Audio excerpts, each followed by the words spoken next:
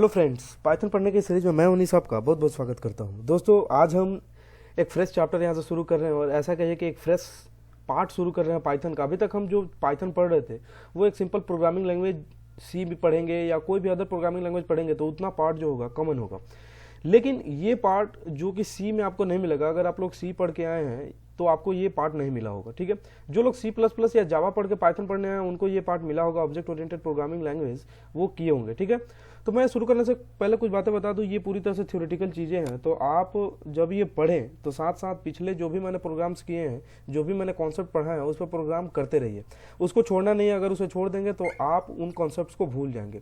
ठीक है, तो ऊप्स जो है थ्योरेटिकल ज़्यादा है, इसमें प्रोग्रामिंग थोड़ी सी कम है, लेकिन इसका यूज बहुत ज़्यादा है। ठीक है, तो अगर आप ऊप्स के यूज से प्रोग्राम करते हैं तो आपका प्रोग्राम थोड़ा सा एफिशिएंट होगा और सामने जो आपका प्रोग्राम पढ़ेगा उसको लगेगा कि हाँ, इस बंदे को ऊप्स आता है। ठीक है, तो ऊप्स शुरू करने से पहले जो मैंने पहला टॉपिक ही लिया था ऑब्जेक्ट एंड क्लासेज, इस बात को ज़्यादा क्लियर में समझाना होगा, क्योंकि ऑब्जेक्ट और क्लासेज का जब तक आप कॉन्सेप्ट नहीं समझेंगे तब तक आपको ऊप्स समझ नहीं आएगा। ठीक है, तो सबसे पहले तो हमें ये समझना है कि आखिर ऑब्जेक्ट क्या होता है और क्लास क्या होता है।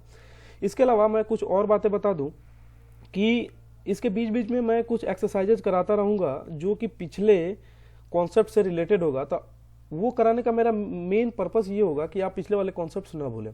अगर मैं ऐसा नहीं करूं तो आप लोग पिछले वाले कॉन्सेप्ट्स को पूरी तरह से भूल जाएंगे और ऊप्स ही पढ़ते चले जाएंगे। केवल ऊप्स पढ़ने से भी कोई प्रोग्रामिंग लैंग्वेज, आप किसी प्रोग्रामिंग लैंग्वेज में कुछ नहीं कर सकते। पिछले वाला कॉन्सेप्ट जरूरी है। ऊप्स का प्रोग्राम करने के लिए भी पिछले वाला कॉन्सेप्ट को यूज करना ही होगा। तो मैं ऐसा एक्सरसाइज कराऊंगा कि पिछले वाला कॉन्सेप्ट भी साथ में यूज होता चले। ठीक है, तो इससे घबराने की बात नहीं है और खुद से भी प्रयास करना है। हमेशा पिछले वाले किसी प्रॉब्लम स्टेटमेंट को उठाना है, पिछले वाले कॉन्सेप्ट से उसको सॉल्व करने की कोशिश करनी है। ऊप्स का तो करना ही करना है, क्योंकि बिना ऊप्स के आप इस प्रेजेंट वर्ल्ड में आप कुछ नहीं कर सकते। मतलब ऊप्स का कॉन्सेप्ट आपको चाहिए ही चाहिए। अच्छा, मैं ये मान के चलूंगा कि आप लोग या तो सी पढ़ के आए हैं या बिल्कुल आप कोई प्रोग्रामिंग लैंग्वेज पढ़ के नहीं है, मतलब ऊप्स आपके लिए बिल्कुल नया है। जो लोग पहले से ऊप्स का कुछ कुछ कॉन्सेप्ट पढ़ चुके हैं वो कुछ वीडियो स्किप कर सकते हैं या वीडियो को थोड़ा फास्ट फॉरवर्ड कर सकते हैं, ताकि उनको तो पता ही होगा कॉन्सेप्ट, उनको तो बस सिंटेक्स ध्यान में रखना होगा। लेकिन जो लोग बिल्कुल नए हैं उनके लिए मैं पूरी स्क्रैच से ले चलूंगा और एक एक बातों को डिटेल में बताऊंगा। ठीक है, तो यहाँ पे इस बात का आपको ध्यान रखना है कि आपके लिए कॉन्सेप्ट नया है, लेकिन स्क्रैच से शुरू होगा, आपको पूरी तरह से समझाया जाएगा। यहाँ पे इस बात से निश्चिंत हो जाइए कि आपको ये समझ नहीं आएगा, बिल्कुल आपको समझ आएगा। अच्छा, जो लोग पहले से समझ चुके हैं, जिनको केवल सिंटेक्स चाहिए, वो लोग थोड़ा फास्ट फॉरवर्ड इस वीडियो को कर सकते हैं। ठीक है, तो यहाँ पे मैं ऑब्जेक्ट और क्लास के बारे में बताऊंगा। ठीक है, तो ऑब्जेक्ट क्या होता है? ऑब्जेक्ट के बारे में आप सभी लोग ऐसा कहें कि क्लास 1 या 2 से इसका हिंदी मीनिंग पढ़ते आए हैं। ऑब्जेक्ट मतलब क्या होता है? जो भी चीज़ हमारे आमने सामने है, जैसे हमारा लैपटॉप है, आपके सामने आपका कंप्यूटर है, माउस है, टेबल है, चेयर है या दीवार है, ये सारे क्या है? ये सारे के सारे ऑब्जेक्ट है। ठीक है, अच्छा, मैं कहूँ कि मेरा एक लैपटॉप है। ठीक है, अगर इसके कुछ कैरेक्टरिस्टिक्स मुझे लिखना हो तो कैसे लिखूंगा? मेरे लैपटॉप का कलर ये है, मेरे लैपटॉप में इतने कीज़ हैं, मेरे लैपटॉप का विंडो स्क्रीन ऐसा है, मेरे लैपटॉप का रैम इतना है, मेरे लैपटॉप का हार्ड डिस्क इतना है, एसएसडी इतना है। तो ये सारी चीज़ें मैं लिखूंगा, कैरेक्टरिस्टिक लिखना हो तो ऑब्जेक्ट तो हमारा लैपटॉप हो गया। ध्यान दीजिएगा, ऑब्जेक्ट हमारा लैपटॉप हो गया, लेकिन जो मैं कैरेक्टरिस्टिक कहूंगा, जो मैं कैरेक्टरिस्टिक्स बता रहा हूं, ये हमारा हो गया क्लास। ठीक है, तो इस एग्जांपल से आपको बहुत चीज़ें क्लियर हुई होंगी कि ऑब्जेक्ट और क्लास में क्या अंतर है। तो ऑब्जेक्ट हमारा लैपटॉप हुआ और इसकी जो कैरेक्टरिस्टिक्स जो हम बता रहे हैं वो एक क्लास का काम होगा।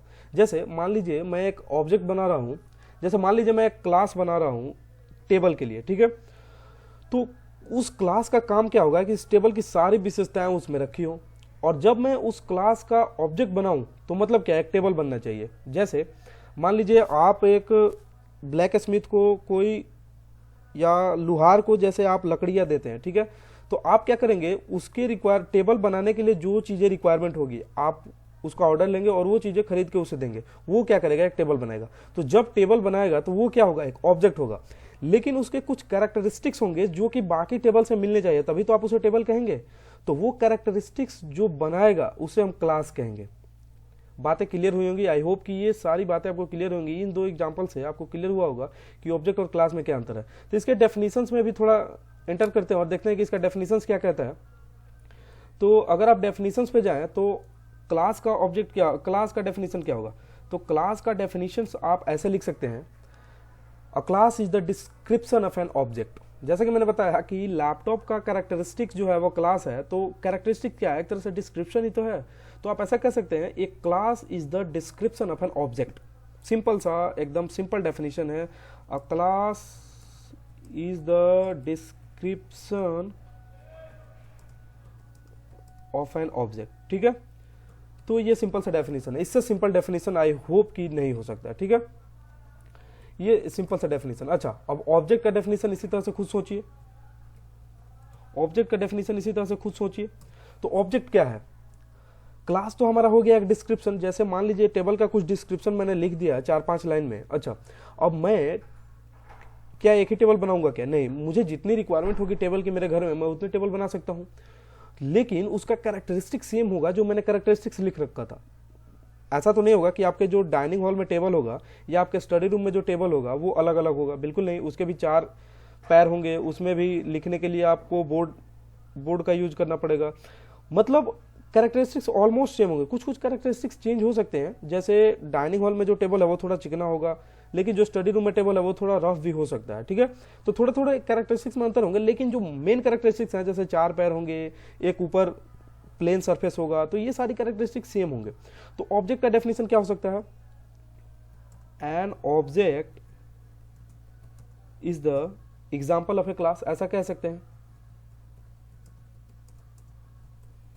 मतलब उस कैरेक्टरिस्टिक्स के जितने भी ऑब्जेक्ट हैं वो सारे के सारे उस डोमेन में आ जाएंगे। जैसे मैं मान लीजिए टेबल का कैरेक्टरिस्टिक्स लिख रखा हूं, तो उस टेबल के कैरेक्टरिस्टिक्स से रिलेटेड जितने भी वस्तुएं होंगी आपके घर में वो सारे के सारे क्या होंगे, उस टेबल क्लास की ऑब्जेक्ट होंगी। ठीक है, टेबल क्लास की ऑब्जेक्ट होंगी। तो ठीक है, आई होप कि आपको क्लियर हुआ होगा। इसको आप ऐसे भी कह सकते हैं, एग्जांपल को आप इंस्टेंस भी कह सकते हैं।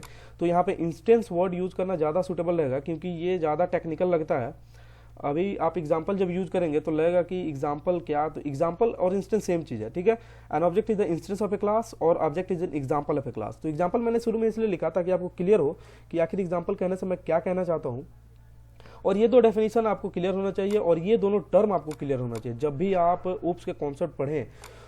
ऊप्स का फुल फॉर्म होता है ऑब्जेक्ट ओरिएंटेड प्रोग्रामिंग लैंग्वेजेस। ठीक है, तो ऊप्स का कॉन्सेप्ट जब भी आप पढ़ें तो क्लास और ऑब्जेक्ट का कॉन्सेप्ट जो है आपको क्लियर होना चाहिए। क्लास का जो सबसे शॉर्ट डेफिनेशन हो सकता था मैंने वो दिया, ऑब्जेक्ट का जो सबसे शॉर्ट डेफिनेशन हो सकता था दिया।